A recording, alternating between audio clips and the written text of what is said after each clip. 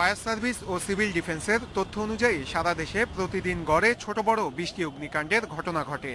গত 14 মাসে আগুনে কয়েকশো মানুষ হতাহত হয়েছেন। আগুনে পুড়ে গেছে 850 কোটি টাকার মালামাল। সবশেষ বসুন্ধরা সিটি শপিং মলের 6 তলায় ঘটে অগ্নিকাণ্ডের ঘটনা। পরিসংখ্যান বলছে দেশের 70% ভবনই রয়েছে অগ্নিকাণ্ডের ঝুঁকিতে। আইন না মেনে তৈরি হয়েছে এমন প্রায় 3000 ভবনকে প্রতিরোধমূলক ব্যবস্থা রাখতে চিঠি দিয়েছে দমকল। কর্পোরেট বিল্ডিং যেগুলো আছে, হাইরাইজ বিল্ডিং আগে যেগুলো ছিল, এগুলো কিন্তু স্যাটিসফ্যাক্টরি না। আসলে বলবো, আমি বলবো যেটা এভারেজ টাইপ আছে, বাট এই স্যাটিসফ্যাক্টরি লেভেলে নাই আসলে। ভবিষ্যতে বড় ধরনের দুর্ঘটনা ঠেকাতে ভবনগুলোতে কঠোর মনিটরিং এর দাবি বিশেষজ্ঞদের।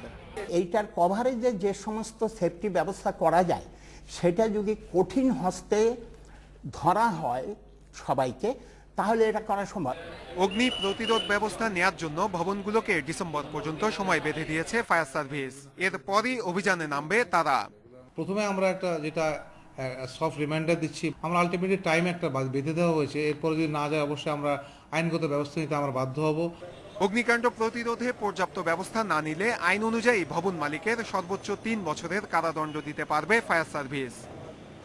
নূরে আলম, ইন্ডিপেন্ডেন্ট নিউজ, ঢাকা।